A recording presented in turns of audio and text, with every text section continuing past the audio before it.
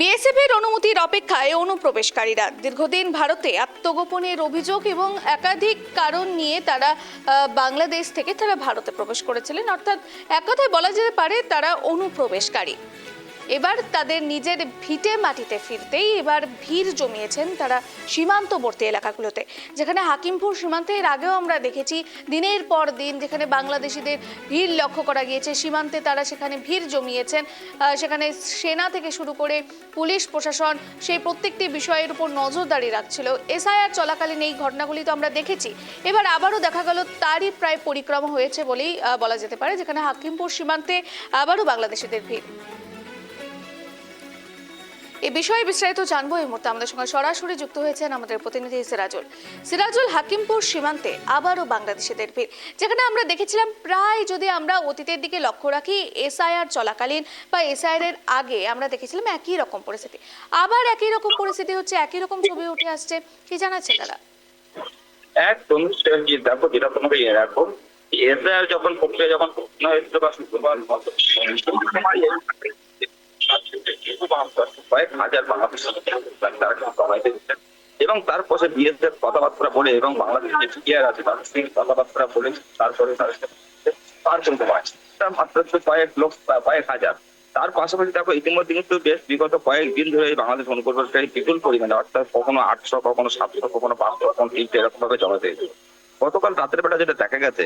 এবং দেখো এর আগে যখন আমরা এসআইআর বাংলাদেশে যখন পার হয়ে যাচ্ছিল তখন কিন্তু একাধিক বাংলাদেশের কাছে কিন্তু ভারতীয় নথিপত্র পাওয়া গেছিল, অর্থাৎ Aadhaar card, I card, PAN card এবং সমস্ত আরো কিছু তথ্য, তাদের অনেকে ব্যাংক অ্যাকাউন্ট, এই সমস্ত নথি তাদের কাছে পাওয়া গেছে। এবার প্রশ্ন হচ্ছে, এবার কিন্তু গতকাল রাত্রেবেলা থেকে এই শরৎনগর হাকিমের মধ্যে ইতিমধ্যে ভারত সরকার অর্থাৎ রাজ্যের যে মুখ্যমন্ত্রী নতুন বিজেপি সরকার ক্ষমতায় আসার পরে কিন্তু ঘোষণা করেছে কোন অনুপ্রবেশকারী আর পশ্চিমবাংলায় থাকবে না, অর্থাৎ ভারতবর্ষে থাকবে না। সেই নিয়ে কিন্তু যথেষ্ট তিনি কিন্তু তৎপর হয়েছেন। তার পাশাপাশি তিনি যে বার্তা দিয়েছেন, ইতিমধ্যে কিন্তু যে হেল্প সেন্টার, যে সেন্টার গুলো খোলা হয়েছে এবং সেখানে বাংলাদেশিদের ধরে ধরে কিন্তু সেই ক্যাম্পে রাখা হবে, তারপরে কিন্তু বিএসএফ তুলে দেওয়ার পর তাদেরকে বাংলাদেশে পাঠানো হবে। এই যে একটা ঘোষণা, এই যে বিজেপি সরকার আসার পরে তারা কিন্তু আতঙ্ক বোধ করছে বলে এমনটা মনে করছে, তার কারণে কিন্তু ভয়ভীত সম্পর্ক নিয়ে তারা কিন্তু ফের বাংলাদেশে যাওয়ার চেষ্টা করছে। এই ছবি দেখা যাচ্ছে সকাল থেকে, অর্থাৎ গতকাল রাত্রিবেলা থেকে কিন্তু এই সমস্ত বাংলাদেশিরা ভিড় জমাতে শুরু হচ্ছে হাকিমপুর চেকপোস্টে। ইতিমধ্যে সকালবেলা আমরা যেটা দেখতে পেলাম প্রায় শতাধিক বাংলাদেশি অনুপ্রবেশকারী তারা কিন্তু জমায়েত হয়েছে, কিন্তু বেলা বাড়ার পাশাপাশি আরো কিছু মানুষ কিন্তু বাংলাদেশি তারা কিন্তু এসে হাজির হচ্ছে একের পর কেউ টোটো ধরে, কেউ 4 চাকা গাড়ি ধরে কিন্তু সেই সীমান্ত এলাকায় আসছে এবং সেখানে নেমে কিন্তু জমায়েত হচ্ছে। তাদের কাছে লোটা কম্বল এবং তার বাক্স বেডিং পত্র সহ নিয়ে তারা কিন্তু আসছেন এবং অনেক শিশু বাচ্চারাও কিন্তু তাদের সঙ্গে আছেন।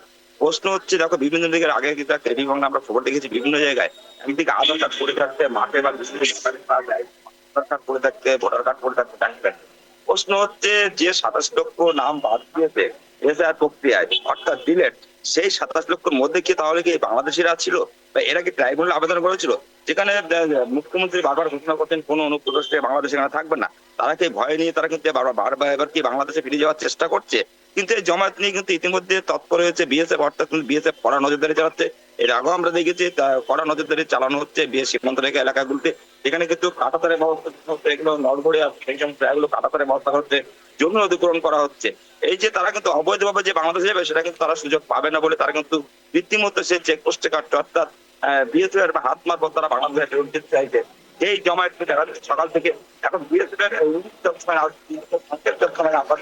সংকেত না পাওয়া পর্যন্ত তারা কিন্তু এখানে জমায়েত শুরু করছে। যদিও এখনো পর্যন্ত বিএসএফ পক্ষ থেকে কোনো কিছু বলা হয়নি, এখন জমায়েত করতে শুরু করছে এবং সেখান থেকে কিন্তু প্রচুর পরিমাণে মানুষ কিন্তু আছে। আমরা অনেক কথা বলার চেষ্টা করি, তারা কেউ হয়তো মুখ খুলেও খুলতে চাইছে না, অনেকে আমার মুখ খুলতে দু একটা কথা বলছে, তারা চাইছে তাদের মাটিতে, অর্থাৎ তাদের দেশের মাটিতে বেরিয়ে যেতে চাইছে। কারণ পশ্চিমবাংলা তথা ভারতবর্ষে যে বিজেপি সরকার আবার পশ্চিমবাংলায় গঠন হয়েছে এবং ভারতবর্ষে যে সরকার আছে, তারা সেই জায়গায় দাঁড়িয়ে তারা কিন্তু এবার কিন্তু কোনো আস্থা পাবে না ভারতবর্ষে। সেই কারণে কিন্তু ভয় ভীতি নিয়ে কিন্তু তারা বাংলাদেশে বেরিয়ে যাওয়ার চেষ্টা করছে। প্রশ্ন হচ্ছে, তারা কি তাহলে ট্রাইব্যুনালে আমাদের 27 লক্ষ যে নাম বলতো তাদেরকে নাম এসেছিল?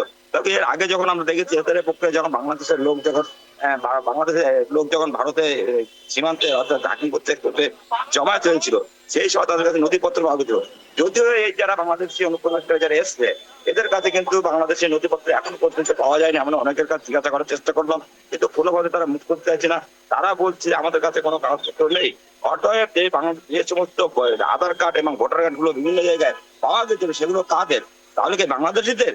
এটা নিয়ে কিছু প্রশ্ন থেকে যাচ্ছে। অন্যদিকে এরা ট্রাইব্যুনালে আবেদন করেছিল বা এই ডিবেট বোর্ডের মধ্যে এরা কি আছে, এটা কিন্তু প্রশ্ন থেকে যাচ্ছে। এই নিমিত্তে ইতিমধ্যে এই যে সীমান্ত এলাকায় অর্থাৎ হাকিমপুর চেকপোস্টের কাছে বাংলাদেশের অনুপ্রবেশকারী তারা কিন্তু জমায়েত হওয়ার কারণে কিন্তু যথেষ্ট চাঞ্চল্য তৈরি হয়েছে।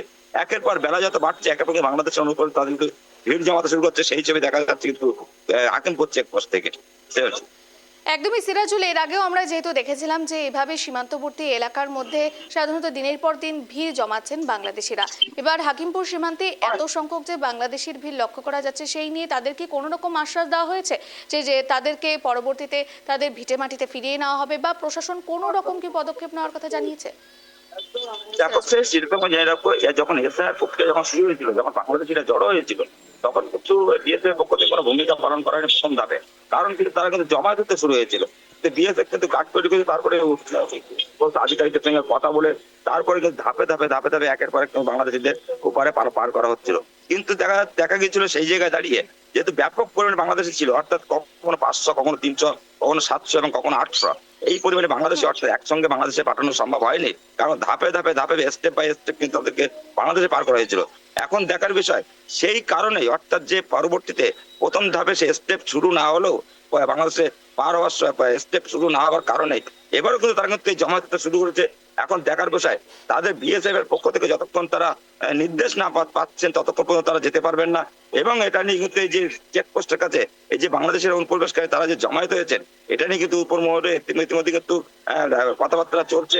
এখন দেখার বিষয়, তারা কি আদৌ বাংলাদেশে ফিরে যেতে পারবেন না তারা গ্রেপ্তার হবেন, সেটা কিন্তু দেখার বিষয় রয়ে যাচ্ছে। ধন্যবাদ সিরাজুল।